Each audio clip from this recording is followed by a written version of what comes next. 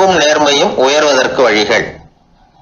அதை விட்டுட்டு உட்கார்ந்த இடத்துல இருந்துகிட்டே உயர போகணும் அப்படின்னு ஆசை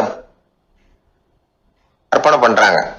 அந்த கற்பனையிலேயே பாதி வாழ்க்கை ஓடி போடுது.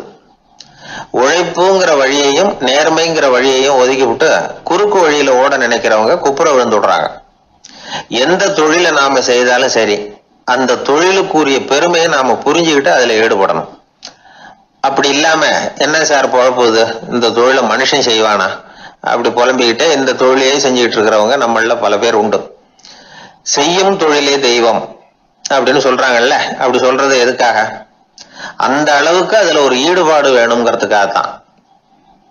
ஒரு பெரிய மலைப்பகுதி, அந்த மலை அடிவாரத்துல ஒரு சிற்பி உட்காந்து ஒரு சிலையை வடிச்சுக்கிட்டு இருக்கிறான். கையில ஒரு சின்ன உளிய வச்சுக்கிட்டு ஒரு பெரிய கருங்கல் பாறையை கொஞ்சம் கொஞ்சமா உடைச்சுக்கிட்டு இருக்கான். ஒரு சிற்பத்தை வடிக்கிறதுங்கிறது அவ்வளவு உன்னதமான ஒரு தொழிலா? எல்லாராலையும் முடியுமா அது? அப்படி இருந்தும் அந்த சிற்பிக்கு மன நிறைவில்லை. அவன் நினைக்கிறான், இந்த கடுமையான வெயில்ல உட்கார்ந்து வேலை செய்யறது எவ்வளவு கஷ்டம். நாம ஒரு சிற்பியா இருக்கிறதுனால தானே சூரியன் கடுமையான வெப்ப கதிர்களை நம்ம மேல வீசுறான். நாமளே அந்த சூரியனா இருந்துட்டா இந்த கஷ்டம் இருக்காத. நம்மளை கஷ்டப்படுத்துறவன் நம்மளை விட வலிமை உள்ளவன், அதனால நாம அவனா மாறி விடுறதுதான் நல்லது அப்படின்னு அந்த சிற்பி யோசனை பண்ணான். அவன் எண்ணம் உடனே நிறைவேறிட்டுது. இயற்கைங்கிற மாபெரும் சக்தி அவனை ஒரு சூரியனா மாத்தி விட்டது. சிற்பி இப்போ ஒரு சூரியனா மாறினான். இனிமே இந்த உலகத்துல நம்மளை விட வலிமை உள்ளவன் வேற யாரும் கிடையாது அப்படின்னு நினைக்க ஆரம்பிச்சுட்டான். அவனுக்கு மகிழ்ச்சியா இருந்தது. அந்த மகிழ்ச்சி அதிக நேரம் நீடிக்கல. ஏன்னா கொஞ்ச நேரத்துல ஆகாயத்துல கரிய மழை மேகங்கள் அப்படியே சூழ்ந்து வந்தது. சூழ்ந்து வந்த மேகங்கள் சூரியனை மறைக்க ஆரம்பிச்சது. இப்போ சூரியனா இருந்த அந்த சிற்பி நினைச்சு பாக்குறான், என்ன இது, என்னையே இந்த மேகம் மூடி மறைக்குதுன்னா அது என்னை விட பெரிய ஆளாதான் இருக்கணும். அதனால இனிமே நாம சூரியனா இருக்கக்கூடாது, நாம மேகமா தான் இருக்கணும், அதுதான் கௌரவம் அப்படின்னு நினைக்க ஆரம்பிச்சிட்டான். இப்பவும் பாருங்க, இயற்கை அவனுடைய ஆசையை நிறைவேற்றி வச்சது. சூரியனா இருந்த சிற்பி மேகமா மாறினான். வான வீதியில அப்படியே உல்லாசமா வர ஆரம்பிச்சான். அந்த உல்லாசமும் அதிக நேரம் நீடிக்கல. எதிரில் பார்த்தா பிரம்மாண்டமான மலைகள் வழியை அடைச்சிட்டு நிக்குது. வேகமா வந்த மேகம் மலையில மோதிக்கிட்டுது. அந்த மலையை தாண்டி அப்பால செல்ல முடியல. இப்போ அந்த மேகம் நினைக்குது, நாம எந்த தடையும் இல்லாம அந்த இடத்துல மிதந்து வர்றோம், நம்மையே போக விடாம தடுக்குதுன்னா அந்த மலைக்கு எப்பேற்பட்ட வலிமை இருக்கணும். இனிமேலும் நாம மேகமா இருந்து பிரயோஜனம் இல்லை, இருந்தா மலையா இருக்கணும், அதுதான் பெருமை அப்படின்னு நினைக்க ஆரம்பிச்சான். இப்பவும் பாருங்க, இயற்கை அவனுடைய ஆசையை நிறைவேற்றி வச்சது. மேகமா இருந்த சிற்பி மலையா மாறினான். பெரிய மலை பூமிக்கும் வானத்துக்குமா நின்றுகிட்டு இருக்கு. இனிமே நமக்கு எந்த கவலை இல்லை அப்படின்னு நினைச்சது அந்த மலை. இப்படி நினைச்சுக்கிட்டு இருந்த வேளையில அந்த மலையோட காலடியில அடிவாரத்துல ஏதோ சத்தம் கேட்டுது. என்ன சத்தம் இது அப்படின்னு சொல்லி அந்த மலை மெதுவா குனிஞ்சு பார்த்துதான். பார்த்தா அங்க ஒரு மனுஷன் தன்னுடைய கையில உளிய வச்சுக்கிட்டு மலையை கொத்திக்கிட்டு இருக்கிறான். ஏதோ ஒரு சிற்பத்தை வடிக்கிறதுக்காக அவன் முயற்சி பண்ணிட்டு இருக்கிறான். இப்போ அந்த மலை நினைச்சுதான், மலையையே ஒருத்தன் உடைக்கிறான்னா அவன் எப்பேற்பட்ட வலிமை உள்ளவனா இருக்கணும். இனிமேலும் மலையா இருந்து பிரயோஜனம் இல்ல, மனுஷனா மாறணும், அதுதான் சரி அப்படின்னு நினைச்சுதான். அந்த வினாடியே அந்த மலை ஒரு மனுஷனா மாறிச்சு. அவன் கையில ஒரு உளி, பழையபடியே ஒரு கருங்கல் பாறையை கொத்த ஆரம்பிச்சான். அந்த ஆள் பழைய நிலைமைக்கு வந்துட்டான். இந்த கதையிலிருந்து நாம தெரிஞ்சுக்க வேண்டியது என்னன்னா, தன்னுடைய உண்மையான பலம் என்னங்கிறது தெரியாமலே தாவி தாவி தடுமாறிக்கிட்டு இருக்கிறான் மனுஷன் அப்படிங்கிறது தான். இனிமேலாவது அதை புரிஞ்சுக்கணும். புரிஞ்சுக்கிட்டு புறப்படணும் வாழ்க்கையில வெற்றி பெறறதுக்கு. ஒரு குடும்ப தலைவருக்கு விபரீதமா ஒரு ஆசை வந்துதான். அதாவது ஒரு நாள் பூராவும் புடவை கட்டிக்கிட்டு மனைவி செய்கிற வீட்டு வேலைகள், சமையல் வேலைகள் எல்லாத்தையும் தானே செய்யணும். மனைவிக்கு ஆண் வேஷம் போட்டு ஆபீஸுக்கு அனுப்பி வச்சுடணும் அப்படின்னு ஆசைப்பட்டான். இதுதான் அந்த ஆசை. அதே மாதிரி செஞ்சான். பெண் வேஷத்துல சமையல் பண்ணிட்டு இருந்தான். இருட்டி விட்டுது. இந்த சமயத்துல வாசல் கதவு தட்டப்படுற சத்தம் கேட்டுது. ஓடி போய் திறந்தான். பக்கத்து வீட்டம்மா கிடுகிடுன்னு உள்ள வந்துட்டாங்க, காப்பி பொடியோ ஏதோ வாங்கறதுக்கு. இவன் பயந்து போய், கமலாம்மா, நான் சுசீலா இல்ல, சுசீலாவோட புருஷன், பெண் வேஷத்துல இருக்கிறேன், சும்மா ஒரு சேஞ்சுக்காக அப்படின்னா.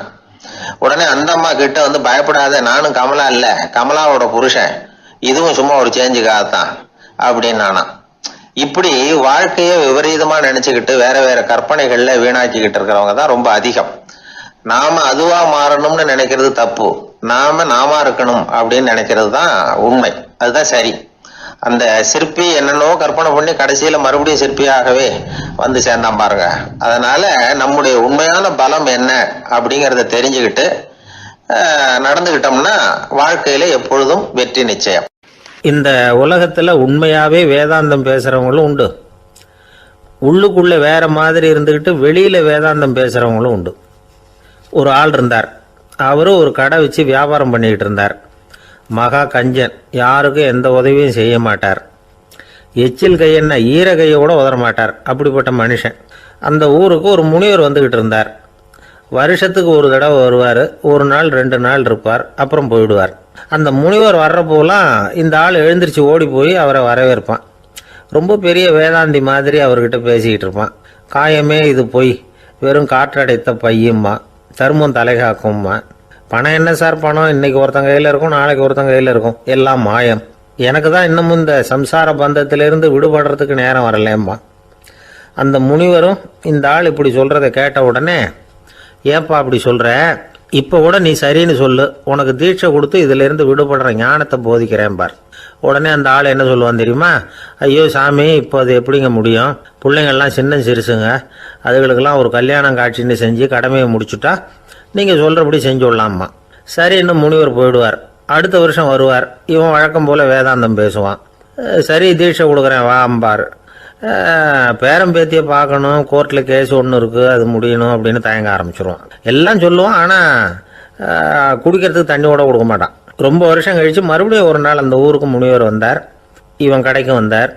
அப்புறம் அங்கே கல்லாவில் நம்ம ஆள் இல்லை, அவன் புள்ள தான் உட்காந்துருக்கிறான். அப்பாவை போலவே புள்ளையும் எழுந்திரிச்சு ஓடியாந்து முனிவரை வரவேற்றான். அப்பா எங்கன்னு விசாரிச்சார் முனிவர். ஐயோ அதை ஏன் கேட்குறீங்க சாமி, உங்ககிட்ட தீட்சை வாங்கி இந்த சம்சார பந்தத்திலேருந்து விடுதலை பெறணும்னு சொல்லிக்கிட்டே இருப்பார், அது நிறைவேறாமலே போய் சேர்ந்துட்டார். போன மாதம் ஒரு நாள் திடீர்னு நெஞ்சு வலிக்குதுன்னார், அவ்வளவுதான் போட்டுன்னு போயிட்டார் அப்படின்னு புலம்புனான் பையன். இதை கேட்டதும் முனிவர் சிரிச்சாரான். அவன் எங்கடா போவான், உன் அப்பா எங்கேயும் போகல, இதோ வாழை ஆட்டிக்கிட்டு உன் காலடியிலே இருந்துகிட்டு இருக்கான் பார் அப்படின்னு சொல்லி அங்கே நின்றுக்கிட்டு இருந்த ஒரு நாயை சுட்டி காட்டினாரான். என்ன சாமி சொல்கிறீங்க அப்படின்னு ஆச்சரியமாக கேட்டிருக்கான் பையன். உடனே முனிவர் அந்த நாயோட தலையில் ஒரு தட்டு தட்டி, பேசுகிறா அப்படின்னாரான். உடனே அந்த நாய் வந்து வேதாந்தம் பேச ஆரம்பிச்சுட்டு தான், காயமே இது போய் வெறும் காற்றடைத்த பைய அப்படின்னு தான். முனிவர் சொன்னார், அடே இப்போவும் ஒன்றும் கெட்டு போகல, நீ விரும்புனா சொல்லு, உனக்கு தீட்சை கொடுத்து என் பின்னாடியே அழைச்சிட்டு போயிடுறேன், அங்கே அழைச்சிட்டு போய் உனக்கு ஞானத்தை போதிக்கிறேன், வர்றியா அப்படின்னு கேட்டிருக்கார்.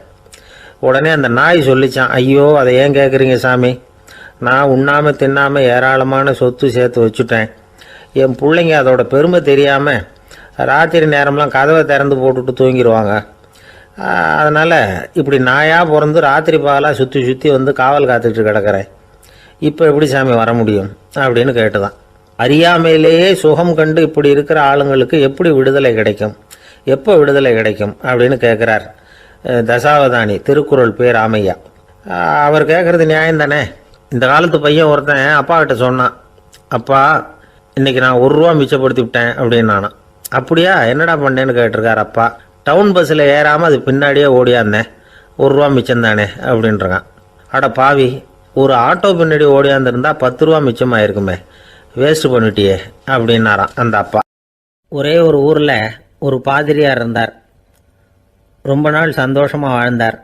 ஒரு நாள் அவர் மடத்து சமையல் அறையில் பாத்திரங்களை கழுவி துலக்கி சுத்தப்படுத்திக்கிட்டு இருந்தார். அந்த சமயத்தில் ஒரு தேவ தூதன் அவர் முன்னாடி வந்து நின்னான்.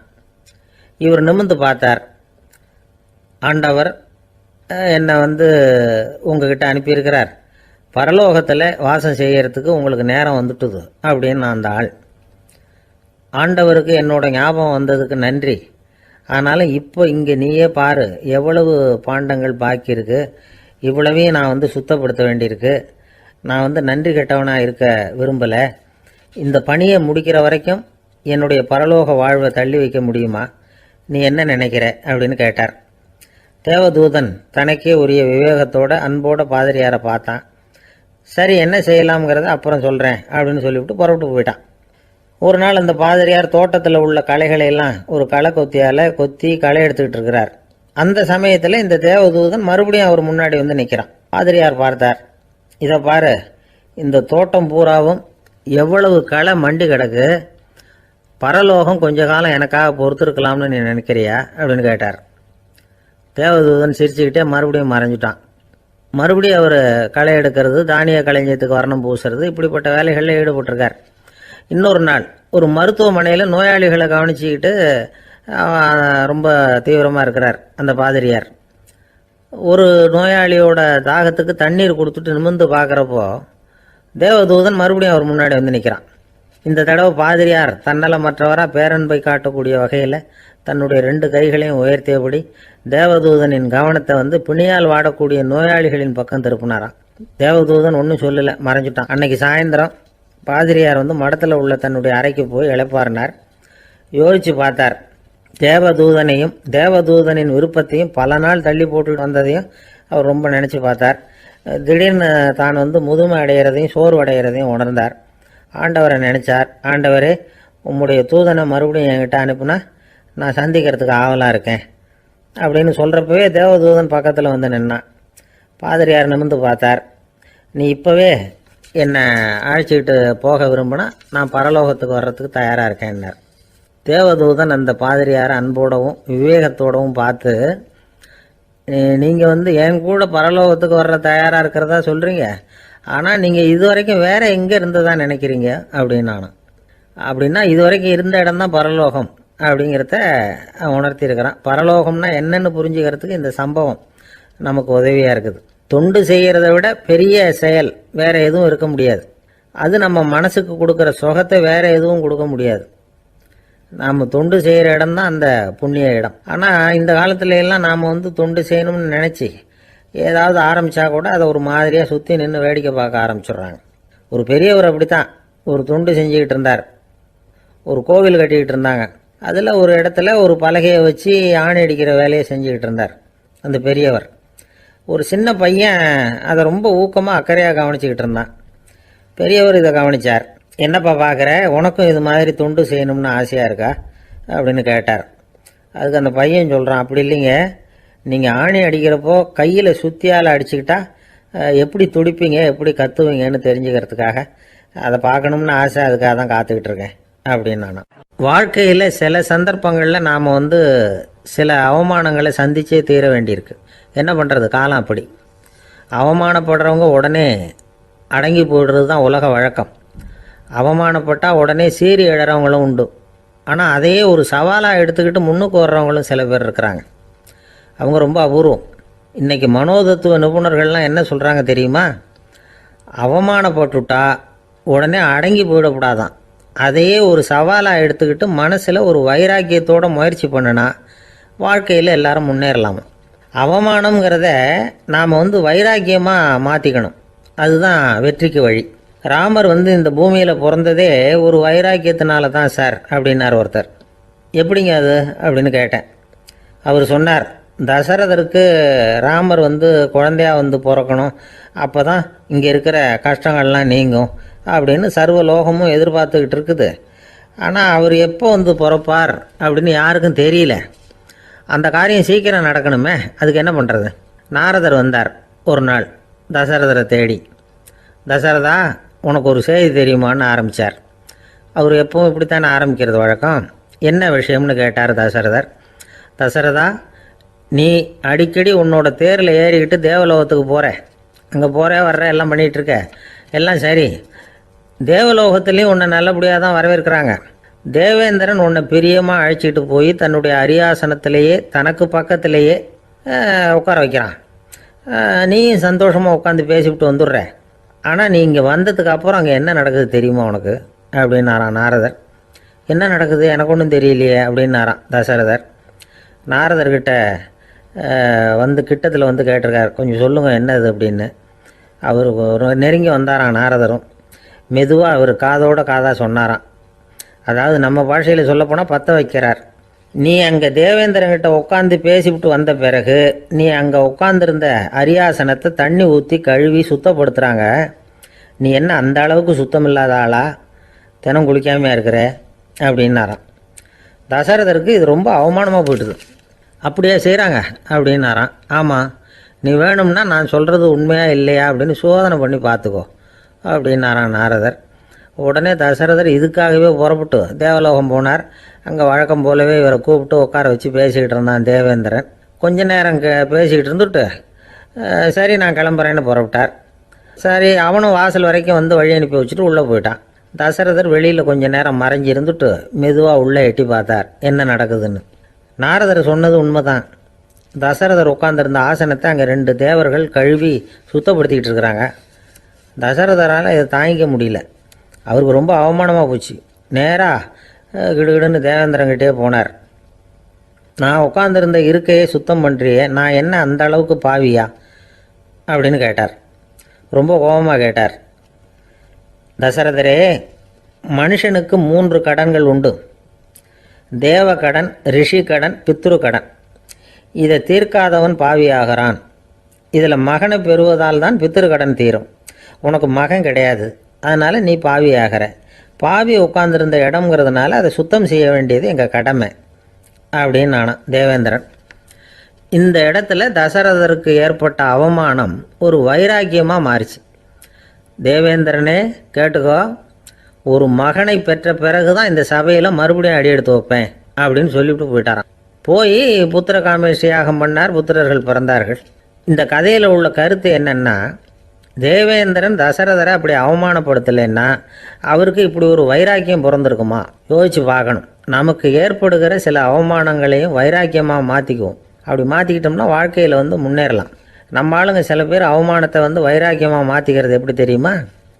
நம்மக்கிட்ட ஒரு பையன் சொன்னான், எங்கள் அப்பா என்னை எல்லாருக்கும் முன்னாடி வச்சு திட்டிவிட்டார், பொறுப்பு இல்லாமல் ஊர் சுற்றுறேன்னு சொல்லி அவமானப்படுத்தி விட்டார். இனிமேல் நீ என் முகத்திலேயே முழிக்காதரா போடான்னு வேற சொல்லிவிட்டார். எனக்கு ரோஷம் வந்துட்டுது. அந்த அவமானத்தை வைராக்கியமாக மாற்றிக்கிட்டேன். அன்னையிலேருந்து அவர் முகத்திலேயே முழிக்கிறதில்ல அப்படின்னா. அப்படியான்னு கேட்டோம். ஆமாங்க, அவர் வீட்டில் இல்லாத நேரமாக பார்த்து உள்ள சமையல் கட்டுக்கு போய் சாப்பிட்டுட்டு நைஸாக வெளியில் வந்துடுவேன் அப்படிங்கிறான் அவன். என்னுடைய நீண்டகால நண்பர் ஒருத்தர் வருஷம் தவறாமல் திருநள்ளாறு அப்படிங்கிற திருத்தலத்துக்கு போயிட்டு வர்றது வழக்கம். அங்கே என்ன சார் விசேஷம்னு கேட்கறது உண்டு. என்ன இப்படி கேட்குறீங்க? சனி பகவான் வந்து நலன் விருப்பப்படி அங்கே தானே எழுந்தருளி இருக்கிறார். அவரை போய் பார்த்து ஒரு கும்பிடு போட்டுட்டு வந்தா நம்ம பிடிச்சிருக்கிற சனியெல்லாம் விலகும் அப்படிம்பார். சத்தம் போட்டு சொல்லாதீங்க சார், வீட்டில் வேற யார் காதிலையாவது இது விழுந்துற போது அப்படின்னு சொல்கிறது உண்டு வர்றவங்க. இப்போ நான் சொல்கிறதுல உள்ள நியாயத்தை புரிஞ்சுக்கிட்டு அவரும் கொஞ்சம் எச்சரிக்கை உணர்வோட நமக்கு நன்றி சொல்லுவார்னு வச்சுங்களேன். அதாவது பார்வை மூலமாகவே. அந்த நண்பருக்கு ஆன்மீக விஷயங்களில் அதிக ஈடுபாடு உண்டு. அப்பப்போ சில புராண கதைகளை எல்லாம் சொல்கிறது உண்டு. ரொம்ப சுவாரஸ்யமாக இருக்கும். எப்போவுமே புராண விஷயங்களை எல்லாம் அறிவியலுங்கிற தராசில் வச்சு எடை போட்டுட்டு இருக்கக்கூடாது. அப்படி பார்த்தா அதெல்லாம் நம்ப முடியாத வெறும் கற்பனைகளாக தோணும், மூட நம்பிக்கைகளாகவும் தெரியும். புராணங்களை வந்து புராணங்களாகவே புரிஞ்சுக்கிறவங்களுக்கு அதெல்லாம் அர்த்தமுள்ள செய்திகளை உள்ளடக்கி இருக்கிறதாக தெரியும். அந்த வகையில் தான் இந்த நண்பரும் நிறைய செய்திகளை சொல்கிறது உண்டு. சனியை போல கொடுக்குறவனும் இல்லை, சனியை போல கெடுக்கிறவனும் இல்லை அப்படின்னு சோதிடர்கள் சொல்லுவாங்க. நாம் ஏதாவது ஒரு வம்புல மாட்டிக்கிட்டா பிடிச்சது சனி அப்படிங்கிறோம். ராவணன் எப்பேற்பட்ட வீரன், அவனே சனி பார்வைப்பட்டது தானே சங்கடப்பட ஆரம்பிச்சான் அப்படின்னார் நண்பர். அது எப்படிங்கன்னு கேட்டேன். அவர் சொல்ல ஆரம்பிச்சார், இந்த ராவணன் இருக்கானே நவ கிரகங்களையும் பிடிச்சி கொண்டுட்டு வந்து தன்னுடைய சிம்மாசனத்தில் அப்படியே படிகளாக போட்டு வச்சுட்டானா, ஒவ்வொரு படியாக. பாவம் அந்த 9 தேவதைகளும் ஒவ்வொரு படியாக குப்புற கிடக்குறாங்க. நவக்கிரகம் நம்மளை ஆட்டி படைக்குதுன்னு நாம் சொல்லிட்டு இருக்கிறோம். ஆனால் அந்த நவக்கிரகங்களை ராவணன் எப்படி வச்சுருந்தான் பாருங்க. எல்லாரையும் சிம்மாசனத்துக்கு பக்கத்தில் படிப்படியாக போட்டு வச்சிருக்கிறான். காலை அது மேலே வச்சு தான் ஏறி போகணும். வேற வழி இல்லாமல் எல்லாரும் குப்புற விழுந்து கிடக்குறாங்க. ராவணன் வந்து ஒவ்வொரு தடவையும் இவங்க முதுகில் அடி வச்சு ஏறி தான் அந்த சிம்மாசனத்துக்கு போகிறது வழக்கம். இப்படி நடந்துக்கிட்டு இருக்கிறது நாரதர் கண்ணில் போட்டுட்டு தான். அவர் சும்மா இருப்பாரா? யோசனை பண்ணார் என்ன செய்யலாம் அப்படின்னு. ஒரு முடிவு பண்ணிட்டு நேராக ராவணன் கிட்ட போனாராம். ராவணா, நீ வந்து நவக்கிரகங்களை பிடிச்சி கொண்டாந்து உன்னுடைய சிம்மாசனத்துக்கு படிகளாக போட்டு வச்சிருக்கிற, அது உன்னுடைய வீரத்தை காட்டுது. இருந்தாலும் ஒரு விஷயத்த நீ யோசிச்சு பார்க்கணும். ஒவ்வொரு தடவை நீ சிம்மாசனத்துக்கு போகும்பொழுதும் நவக்கிரகங்களின் முதுகல் அடி வச்சு நீ ஏறி போற, அது உனக்கு பெருமை கிடையாது. அவங்களுடைய மார்புல அடி வச்சு ஏறி போகணும். அதுதான் உனக்கு பெருமை அப்படின்னாராம். இவர் சொல்றதும் சரிதானே அப்படின்னு யோசிச்சிருக்கான் ராவணன். உடனே குப்புற கிடந்த நவக்கிரகங்களை திருப்பி மல்லாக்க போட்டான். அவங்க மார்பிள் அடி வச்சு மேலே ஏறி சிம்மாசனத்துக்கு போனானா. அப்படி போயிட்டு இருக்கும் பொழுது சனி பகவானின் பார்வை அவன் மேலே பட்டுதான். அவ்வளவுதான். என்னாச்சு தெரியுமா? சூர்பனகை தேடி வந்தா. சீதையோட அழகை பற்றி தன்னுடைய அண்ணங்கிட்ட சொல்ல ஆரம்பிச்சுட்டா. விவகாரம் ஆரம்பமாயிட்டது. அதுதான் சனியினுடைய வேலை அப்படின்னு சொல்லி இந்த கதையை சொல்லி முடிச்சார் என்னுடைய நண்பர். ஆக சனியின் பார்வை நம்ம மேலே படாமல் பார்த்துக்கிறது தான் நல்லதுங்கிறீங்க அப்படின்னு. ஆமாம் சார், இப்போ கூட நான் உங்கள் வீட்டுக்கு வந்திருக்கிறதே ஒருத்தருடைய பார்வை என் மேலே படக்கூடாதுங்கிறதுக்காகத்தான் அப்படின்னார். யாருங்க அதுன்னு என்னுடைய மாமனார் சார். அவசரத்துக்கு அவர்கிட்ட கொஞ்சம் கடன் வாங்கிவிட்டேன். நம்ம மாப்பிள்ளை தானேன்னு சொல்லி அவர் விட்டு கொடுக்கறதுக்கு தயாராக இல்லை. இன்னைக்கு இப்போ அவர் எங்கள் வீட்டுக்கு வரக்கூடிய நேரம், அதுதான் அவர் பார்வையிலேருந்து படாமல் தப்பிக்கலாங்கிறதுக்காக இங்கே வந்துட்டேன் அப்படின்னார். பார்வை படணும்னு இருந்தால் பட்டு தான் தீரும் போல இருக்கு அப்படின்னா. என்ன சார் சொல்கிறீங்கன்னார் ஒன்றும் புரியாமல். நீங்கள் இங்கே தான் வருவீங்கன்னு அவருக்கு ஏற்கனவே தெரியும் போல இருக்கு. அதனால் உங்களுக்கு முன்னாடியே உங்கள் மாமனார் இங்கே வந்துட்டார். அதுவும் அந்த பீரோவுக்கு பக்கத்தில் தான் பின்னாடி மறைஞ்சு நின்றுட்டு இருக்கிறார் அப்படின்னு. கப்பல் கடலில் போய்கிட்டு இருக்கு. புயல், சூறாவளி, அலையெல்லாம் பெருசு பெருசாக ரொம்ப உயரமாக உண்டாகுது. கடுமையான காற்றிலேயும் வேகமான அலைகள்லேயும் சிக்கி அந்த கப்பல் தடுமாறுது. திசை மாறி போச்சு. எந்த பக்கம் போயிட்டு இருக்கிறோம்னே தெரியல. அந்த கப்பலை செலுத்திக்கிட்டு இருந்த மாலுமி ரொம்ப சாமர்த்தியமாக செயல்பட்டார். தன்னுடைய அறிவாற்றலையும் திறமையையும் முழுமையாக பயன்படுத்தினார். அந்த கப்பலை கட்டுப்படுத்தினார். மெதுவாக அந்த சூறாவளியிலிருந்து கப்பலை காப்பாற்றி கரைக்கு கொண்டுட்டு வந்து சேர்த்துட்டார். மாலுமின்னு ஒருத்தர் இருந்ததுனால அந்த மரக்கலம் காப்பாற்றப்பட்டது. மாலுமின்னு ஒருத்தர் இல்லைன்னு வச்சுக்கோங்க, அந்த கப்பலோட கதி என்னவாயிருக்கும் யோசிச்சு பாருங்க. ஒரு கோபக்காரனுடைய நிலைமையும் அப்படித்தானா. கோபக்காரன்கிறவன் ஒரு மாலுமி இல்லாத மரக்கலம் அப்படிங்கிறார் நபிகள் நாயகம். கொந்தளிக்கிற கடல்ல கொடுமையான அலைகளின் உச்சியில் அல்லல் படுகிற மரக்கலத்தை விட மோசமானது கோபக்காரனின் நிலைமை அப்படிங்கிறது அவருடைய கருத்து. அது மாதிரி இதுன்னு சொல்லல, அதை விட மோசம் இது அப்படிங்கிறார். ஏன் தெரியுமா? ஒரு கப்பல் கடல்ல தடுமாறினா அதை சரிப்படுத்த மாலுமி இருக்கிறார். அவர் தன்னுடைய சாமர்த்தியத்தினால் அதை கட்டுப்படுத்தி சரியான வழிக்கு கொண்டுட்டு வந்துடுவார். ஆனால் கோபக்காரனுடைய நிலைமை அப்படி இல்லை அப்படிங்கிறார் நபிகள் நாயகம்.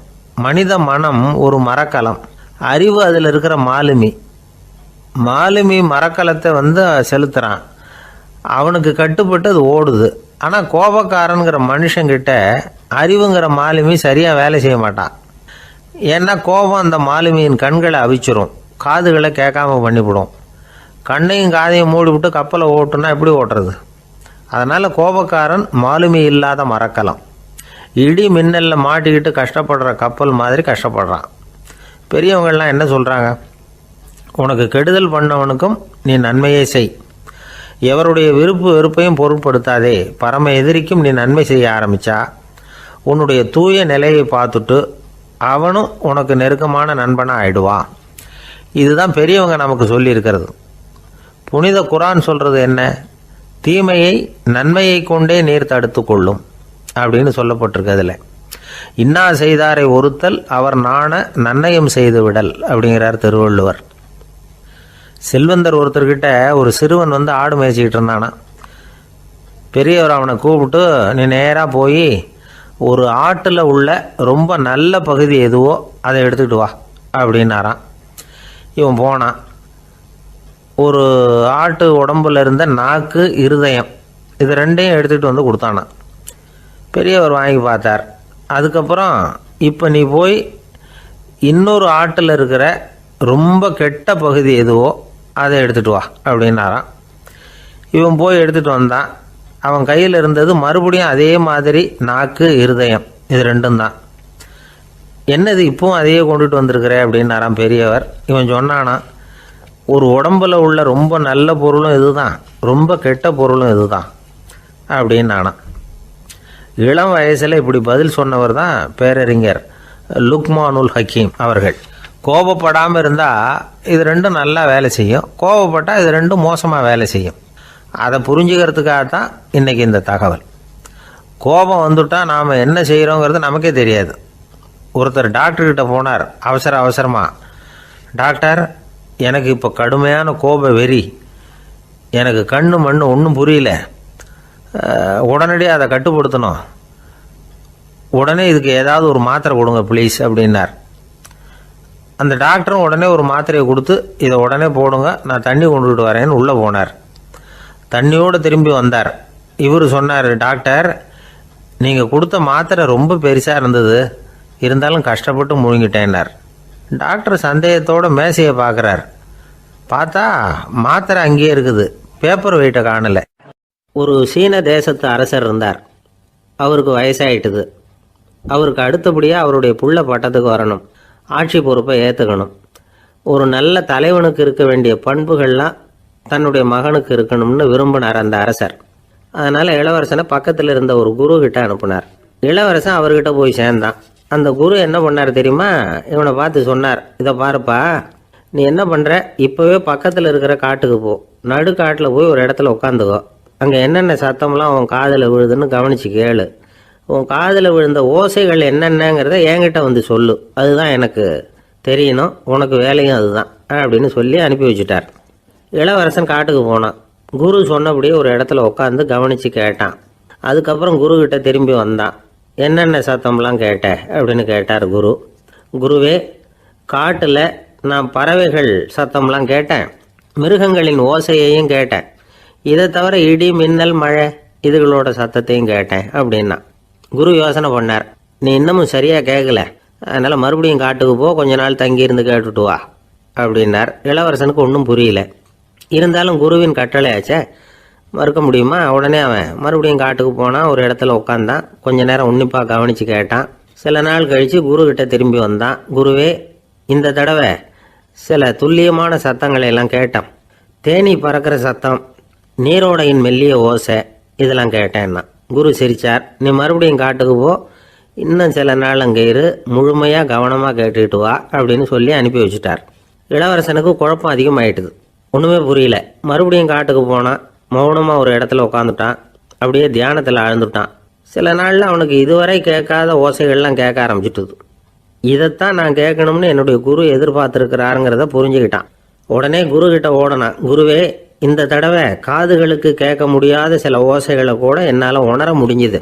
பூ மலருகிற ஓசை, சூரியனால் பூமி சூடாகிறப்போ எழுகிற ஓசை, காலை பனித்துளி இந்த புல்லுலாம் குடிக்கிற ஓசை, இது எல்லாம் என்னால் நல்லா கேட்க முடிஞ்சுது அப்படின்னா. குருவுக்கு இப்போ தான் திருப்தி ஏற்பட்டு தான். இளவரசனை பார்த்து சொன்னார், இதை பாருப்பா, இப்போ தான் நாட்டை ஆளுகிற தகுதி உனக்கு வந்திருக்குது அப்படின்னு சொல்லி அதுக்கு விளக்கமும் கொடுத்தாராம். எந்த அரசன் தன்னுடைய மக்களின் இதயம் பேசுகிற மௌன மொழியை, மௌன வார்த்தைகளை கேட்குறானோ அவன்தான் ஆள தகுதி உள்ளவன். எந்த அரசன் தன்னுடைய மக்களின் உணர்ச்சிகளை உண்மையாக உணர்றானோ அவன்தான் முதன்மையான அரசன். போலி வார்த்தைகளை மட்டும் கேட்டுட்டு பல மௌன ராகங்களை காதில் வாங்கிக்காதவன் அரசனே இல்லை. எந்த நாட்டில் எப்போ ஒரு அரசன் தன்னுடைய மக்களின் உணர்ச்சிகளை கேட்க மறுக்கிறானோ அன்னையிலிருந்தே அந்த நாடு அழிய தொடங்குது அப்படின்னு அர்த்தம். இதுதான் அந்த குரு இளவரசனுக்கு போதிச்சது. வாயால் பேசுறத மட்டும் கேட்டு ஏமாறக்கூடாது, உணர்ச்சிகளையும் கேட்கறதுல தான் மனப்பக்குவம் உண்டாகும். மக்கள் உணர்ச்சிகளை புரிந்து கொள்ளாத அரசர்கள் நீடிச்சிருக்க முடியாது. அது மாதிரி நாடுகளில் அடிக்கடி குழப்பம் தான் உண்டாகும். அப்படி இருந்தால் அடிக்கடி ஆட்சி மாறிட்டு இருக்கும். அப்படிப்பட்ட ஒரு தேசம், அங்கே ஒரு சிறைச்சாலையில் 3 கைதிகள் பேசிக்கிட்டு இருந்தாங்க. ஒருத்தன் சொன்னான், நான் இந்த நாட்டு ராஜாவை எதிர்த்து பேசிக்கிட்டு இருந்தேன், அதனால் என்னை பிடிச்சி கொண்டாந்து இங்கே போட்டுட்டாங்க அப்படின்னு நான் ஒருத்தன். இன்னொருத்தன் சொன்னான், நான் இந்த நாட்டு ராஜாவை ஆதரித்து பேசிக்கிட்டு இருந்தேன், அதனால் என்னை பிடிச்சி கொண்டாந்து இங்கே தள்ளிவிட்டாங்க அப்படின்னா. அது சரி, நீ என்ன தப்பு பண்ண அப்படின்னு சொல்லி 3வது ஆளை பார்த்து இவங்க கேட்டாங்க. அதுக்கு அந்த ஆள் சொல்கிறான், நான் தான் இந்த நாட்டு ராஜா அப்படின்னா. அசோக மன்னர் வந்துகிட்டு இருக்கார். அவருடைய ஆலோசகர்கள் எல்லாம் பக்கத்தில் வந்துகிட்டு இருக்கிறாங்க. அந்த சமயத்தில் எதிரில் ஒரு புத்த பிக்ஷு வர்றார். அசோகர் பார்க்குறார். ஓடி போய் அவர் காலில் விழுந்து வணங்குறார். அசோக மன்னரின் தலை அந்த புத்த துறவியின் பாதத்தில் பட்டுக்கிட்டு இருக்கு. பக்கத்தில் நின்றுகிட்டு இருந்த அமைச்சருக்கு இது ரொம்ப சங்கடமாக போச்சு. ரொம்ப வருத்தப்பட்டார். நம்ம அசோக சக்கரவர்த்தி எப்பேற்பட்டவர், அவரோட தலை ஒரு சன்னியாசியின் பாதத்தில் படுறதா அப்படின்னு நினைச்சு ரொம்ப கவலைப்பட்டார். அரண்மனைக்கு திரும்பினதும் அமைச்சர் மெதுவாக ஆரம்பிச்சார். அரசே, எனக்கு ரொம்ப வருத்தமா இருக்குது அப்படின்னார். எதுக்குன்னார் மன்னர். அசோக சக்கரவர்த்தியின் தலை, அதாவது அந்த சிரம் ரொம்ப மதிப்புமிக்க ஒன்று. அது ஒரு சன்னியாசியின் காலில் படலாமா அப்படின்னார். அசோகர் பதில் சொல்லல, சிரிச்சார், போயிட்டார். அதுக்கப்புறம் ஒரு சரியான சந்தர்ப்பத்துக்காக காத்துக்கிட்டு இருந்தார். ஒரு நாள் அமைச்சரை கூப்பிட்டார். எனக்கு 3 தலைகள் வேணும் அப்படின்னார். சொல்லுங்க, கொண்டுகிட்டு வரேன் அப்படின்னார் அமைச்சர். அசோகர் சொன்னார், முதல்ல எனக்கு தேவையானது ஒரு ஆட்டின் தலை, 2வது ஒரு புலியின் தலை, 3வது ஒரு மனிதனின் தலை. இதுதான் அசோகர் கேட்டது. எங்க இருந்தாலும் கொண்டு வாங்கன்னார். அமைச்சர் புறப்பட்டார். ஆட்டுத்தலை புலித்தலை கிடைச்சிட்டுது. அப்புறமா ஒரு சுடுகாட்டுக்கு போய் ஒரு மனித தலையும் சேகரம் பண்ணிட்டு ராஜா கிட்ட வந்துட்டார். அரசே, உங்கள் ஆணைப்படி 3 தலைகளையும் கொண்டு வந்திருக்கிறேன்னார். அசோகர் பார்த்தார். ரொம்ப நல்லது, இப்ப இது 3ஐயும் எடுத்துக்கிட்டு போய் சந்தையில வித்துட்டு வாங்க அப்படின்னார். அமைச்சர் அதுகளை எடுத்துக்கிட்டு சந்தைக்கு போனார். முதல்ல ஆட்டுத்தலை நல்ல விலைக்கு வித்து போச்சு. நல்ல விலை கொடுத்து வாங்கிட்டு போட்டாங்க. அடுத்தபடியா புலி தலைய ஒருத்தர் வாங்கிட்டார். அதை பாடம் பண்ணி வீட்டில் மாட்டி வைக்கலாமே அப்படின்னு நினைச்சு அதையும் வாங்கிட்டு போட்டார். மனித தலையை மட்டும் வாங்கறதுக்கு யாரும் முன் வரல. எல்லாரும் அதை பார்த்துட்டு விலகி போக ஆரம்பிச்சாங்க. அமைச்சர் திரும்பி வந்தார். அரசே, இந்த தலையை மட்டும் யாரும் வாங்க மாட்டேங்கிறாங்க அப்படின்னார். சரி, பரவாயில்ல, இதை இலவசமாவே இனாமாவே யாருக்கிட்டையாவது கொடுத்துட்டு வந்துருங்க அப்படின்னார். அமைச்சர் மறுபடியும் சந்தைக்கு போனார். இதை இலவசமா தரேன், இதை வாங்கிக்கோங்க அப்படின்னார். அப்பவும் அதை யாரும் வாங்கிக்கிறதுக்கு தயாரா இல்லை. மறுபடியும் திரும்பி மன்னர்கிட்ட விவரத்தை சொன்னார். இப்போ மன்னர் சொல்றார், அமைச்சரே, உயிர் இருக்கிற வரைக்கும் தான் இந்த தலைக்கு மதிப்பு. ஜீவன் போனதுக்கு அப்புறம் அதோட மதிப்பும் போயிடுது. அதனால மதிப்பு இருக்கும் பொழுதே பெரியவர்கள் பாதம் பணிந்து அந்த புனிதத்தை பெற்றுக்கொள்ளணும் அப்படின்னார். பணிவுங்கிறது வேற, அடிமைத்தனம்ங்கிறது வேற. பெரியவர்களை பணிவது நமக்கு பெருமை தரக்கூடிய விஷயம். இதை மனசுல வச்சுக்கிட்டு எப்போ காலில் விழணும், எப்போ காலில் விழக்கூடாது அப்படிங்கிறத முடிவு பண்ணிக்கணும். ஒரு சாதாரண ஆள் நடந்து வந்துகிட்டு இருந்தார். எதிரில் வந்த ஒரு பெரிய மனுஷன் ஓடி போய் அவர் காலில் விழுந்து தன்னுடைய தலையை அவர் பாதத்தில் கொண்டு போய் வச்சார்.